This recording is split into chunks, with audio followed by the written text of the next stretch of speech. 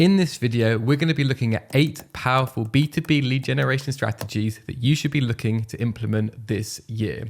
Now, these tactics are going to be a blend of ones that we've seen work really well for our clients, ones that have worked really well for us personally, and some where people have been sneaky enough to use them on us and we've actually gone through and bought what they're selling through these tactics.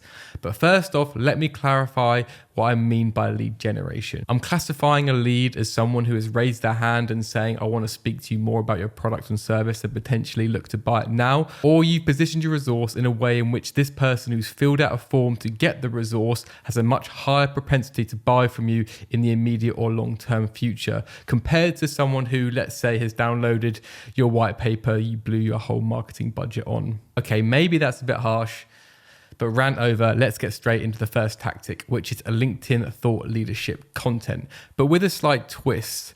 Now, what do I mean by thought leadership ads? Well, about a year or so ago, you could only actually advertise and promote your ads to other companies through your company page. Whereas a product update allowed thought leadership ads allowed you to start promoting from your personal profile. So for example, if I go onto our LinkedIn ads media library for our agency, you can see here a list of all the ads in the last 6 months that we've been running.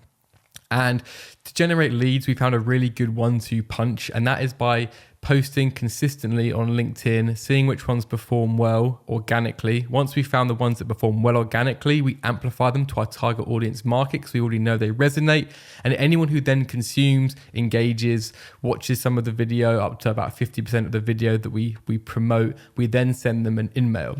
So for example, we may have found that an ad like this one, for example, we manage millions of B2B SaaS Google Ad spend each year, and I've created a video around doing that. Anyone who watches up to half of this video, so like 7 minutes, so super engaged, will then go through and get an email or a conversational ad or a message ad, which says, hey, first name, we're offering a free Google Ads audit for B2B brands spending over $5K a month on Google Ad spend, which shows them exactly what we're offering, but this kind of qualifies people out. So do they fit into that ad spend bucket? We then go and break the third wall and say, we know we're looking to drum up business by doing it, but it's genuinely a free thing that we're trying to offer. And at the end, we kind of nod to the fact this is an automated message because no one's fooling anyone. But in a lead generation sense, people don't really mind if it's automated as long as it's something that's going to be really helpful for them and the value they're getting is great. So this is the 1-2 punch, consuming the content, ideally a video, but we do also have like static written content as well. So like new CMO, here's something I did in the first 3 months, something really handy for someone starting a new job because I've targeted them based on people who have actually started a new job or got a promotion, for example, or something around the mistakes they must be making at the moment around Google Ads. And if they consumed any of these 3 pieces of content, they then be looking to get this in-mail piece of content. So if you're looking to ramp up your lead generation, try using your personal profile, testing the waters, amplifying that to your audiences, amplifying that to your audience, and then when someone engages with it at a certain level, that's when you can send them an automated message ad for them to either get in contact with you, learn more about your case studies, or just potentially have an open conversation about how you could work together. And if not, you could always push them off to other assets. And that brings us on to the second one, Google Ads, but then following that up with the second 1-2 punch again. So say, for example, a very classic idea of Google Ads would be typing in something like CRM software, kind of half commercial, half informational, probably more informational. But say, for example, there's going to be some level of intent for someone looking for this or they're researching it. So what you can do is when someone clicks on, say, Pipedrive, for example, they'll go through to a landing page. On that landing page, only roughly around 2 to 5% of people are ever going to fill out that form on that first touch point. So what we want to do is we want to capitalize on this lead generation. We want to make sure we can squeeze all the intent out of that expensive click. It's probably going to be around £50 per click, wouldn't be surprised. CRM software, we work with some clients in very similar industries. And we want to make sure that anyone who clicks on there, we can obviously hit them with remarketing. But what we ultimately want to do is something which has kind of been coined inbound-led outbound, which I think is just another word for marketing. We use inbound signals, I guess is the right word, to then gauge the outbound. So what would happen is someone would go on here, say I'm from XYZ Corp, I click on Pipedrive.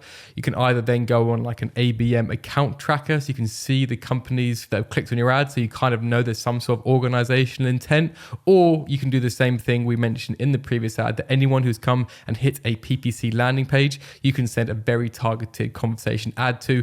Or what you can do is go and create an ad, look at the impression data from LinkedIn ads, who it's been served ad to, so you start understanding what companies have come through from a Google ad, so you can maybe start targeting them from an ABM perspective. But ultimately, if you're ever going to do any outbound, and it's not something we really do as a company, but it's something that happens to us a lot, we'll click on an ad and then we'll get followed up by the SDR team or the AE team saying, we saw you're interested in this, and it's a personalized outbound because they know that we have intent internally. It's a really good flow if you have the resource or if you're a founder looking to actually go and create more demand through these inbound signals when you're actually going to chase them. And it's a really good way of making sure you don't leave any money on the table.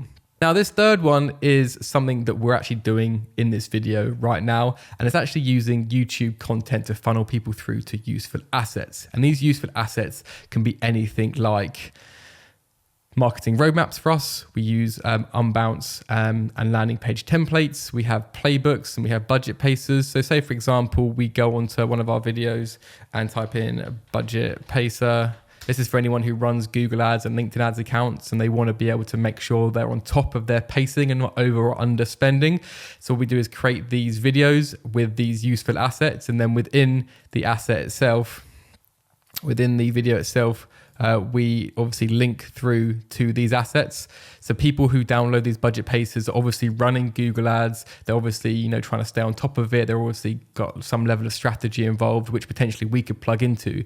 So this is actually a really good lead for us because we know that person actually kind of fits our ideal customer profile of someone who's running ads, probably in the B2B space, because that's where the majority of our audience comes from. So having them as part of our email list and having them as part of someone who's actually using our frameworks and assets is really beneficial in the future for when they start seeing our ads or we start reaching out, which is really good for us. And we've had people after using these assets reach out to want to work with us. A couple of other examples would be, templates is a really good one. So we do a lot of stuff around Unbounce, is the main landing page provider. So all the tutorials, or whether we do like a perfect Unbounce page formula, people start using those. They have a great landing page, but maybe now they want to structure their Google ads. So what is that middle ground from the problem they have to the service you offer? And then how can you help them in the middle with templates, roadmaps, software, maybe even eBooks to be able to help them bridge that gap, which ultimately, maybe a month, maybe 12 months down the line will make them think of you, and you have that share of mind when they come to choose a service provider for what it is that they're looking to achieve.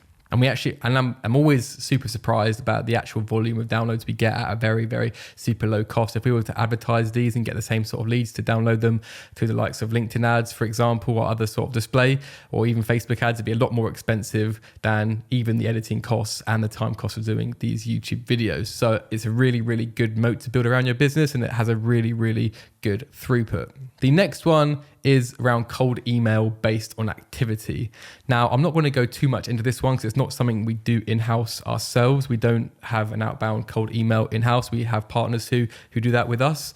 But I've actually in the last year bought two things based off a cold email, primarily around editing and say thumbnail services for YouTube, for example. I've had people that have reached out to us who have been liking and commenting on my YouTube video for a couple of months, and then they'll reach out and say, hey, we know this about your videos. We really enjoyed this one. You could tell they kind of watched your videos, and then they came in with the pitch. And it just so happened that I was actually looking to up some of the quality of some of the videos. A lot of the videos I quite like the non-edited sort of long form raw type content. I think it resonates quite well, but because we were looking for an editor for some of our ads and some of our videos, this was actually really well timed, and I could tell they'd actually watched our content, they'd engaged before. They're probably doing it quite en masse, but I quite enjoyed it. They were familiar with them, and I actually reached back out to them and they started working with them. So whether you go on LinkedIn and sort of save them as your lead, your sales navigator save leads, so every time they post you've got a notification, or you follow them on YouTube so you get a bell every time they post and you're one of the first ones to comment,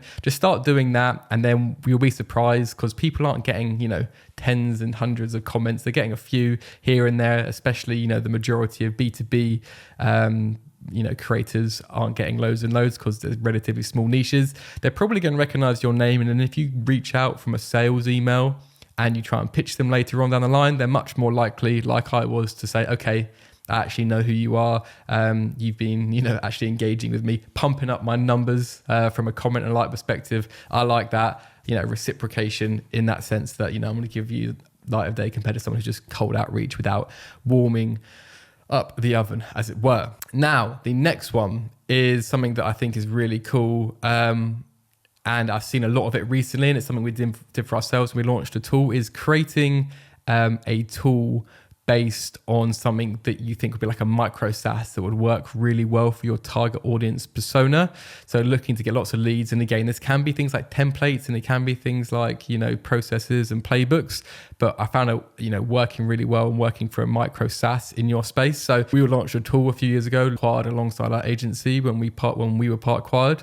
And it was a tool called Envelopes. I won't go too much into it now, but you can see down here, I kind of said, if you want to early access to the tool, comment inflows below. We had 162 comments. Obviously, some of that's me replying. But I think in the end, we have about 95 highly qualified leads of people that wanted to try the tool. And if you wanted to sort of, start charging and rolling that out, it would be a really good entry list. And we had even more people sort of sign up for the sort of like freemium bits that we put out there that were looking to control some of their LinkedIn ads. And because our agency, is a service, or because one of the things we do is from our agency was a service provider for LinkedIn ads and running those, having these tools for people that want to currently help manage their own, going to, again, create that mental space for us in the future. So any follow-up or nurtures we do from these leads we've generated are going to, it's going to be good in the future for us as a positioning activity as well as a actual lead capture activity. The next one is an old school one, and one that's probably going to get people frowning. So I thought, you said, Ben, at the beginning, I didn't want to do things like ebooks to gather leads, but this ebook here for us, I think a lot of ebooks are not written by subject matter experts. I think they're put together for the point of generating leads. We created this when we first started Session a long time ago, and it is the ultimate guide to B2B SEO. It definitely needs some updates now, and it's something we actually don't actively promote anymore. But this is a good example of an asset. It was about 58 pages, which covered sort of like the technical on-page link building, everything you need to know about SEO. And the amount of people clients we've won over the years who have referenced reading this book has been pretty high. My business partner, Ben, wrote this when we first started Session, and it's something I'd recommend. I don't think doing things like, necessarily cheat sheets and white papers and everything are going to work, how you promote them. But I think ebooks are a really good way to position your expertise. And when people download them, and ebooks are much more likely to be read because it's of extreme value versus sort of like a pamphlet. And again, how you promote it, whether it's through LinkedIn ads, whether you promote it through organic media, which is something that we quite like to do, just mentioning it as and when it's in context, and adding it for further reading. So if you're going to do a gated asset, make sure it's be up and beyond. I know a lot of companies say like, oh, add value, but in this sense, it's super valuable to have a large cornerstone pillar asset which people can download. And I could give it away for free, but also I'm in the lead gen game as well. So final two are blended together and they're pretty old school, but kind of 7 and 8 is the whole Google ads and SEO combo. And I'm kind of not going to go too much into it, but I think with the biggest opportunities we've seen, especially in markets getting more and more saturated in Google ads and the competition being super high, is really finding out quickly where your opportunity lie within search engine marketing. And by doing that, you run Google ads and Bing ads. I think Bing ads is a really good one because you can layer on Microsoft data from LinkedIn, because obviously Microsoft owns Bing ads as well as, Yahoo, DuckDuckGo, a partner, network partner ads companies for Microsoft as well as Bing. And you can layer the LinkedIn data on top of it, so you can actually say, I want to target, I want to bid more for people in bigger companies, I want to bid more for people in this industry, I want to bid more for these job descriptions, yada yada. So it's actually really good. Bing with Google, and the same is the sort of same principle where we want to find the most profitable terms, probably quite long tail. And then once we've done that, we can say, this is the search term in Google ads. This is how many conversions over the last 30 days. This is the difficulty score. And this is our average organic position pulled from Google Search Console. I'm actually going to be doing a video about how to create this graph and create this blended search term report with Google ads and SEO soon. But ultimately what it shows you is the opportunity score. And the bigger this number here, it shows you where you should be prioritizing your SEO efforts based off your Google ads results that you've been getting. So for example, we can see here, because we've had 10 conversions and we're position 10, this should be our priority versus going after this second search term here where we're position 11 but only had 4 conversions in the last 30 days. So I'm going to create this report. If you want to get access to that blended report as soon as it comes out, I'll send it to my email list. Again, lead capturing at the end of a lead capture YouTube video. You've got to stay true to the craft.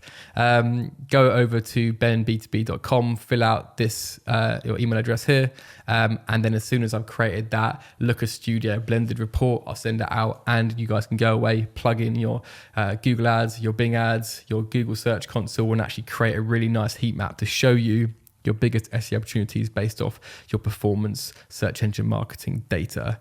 I hope you found today useful, guys. Any questions, whack them in the comments below. If you've liked this video, you'll also find this video up here super handy as well. But until next time, guys, have a great week.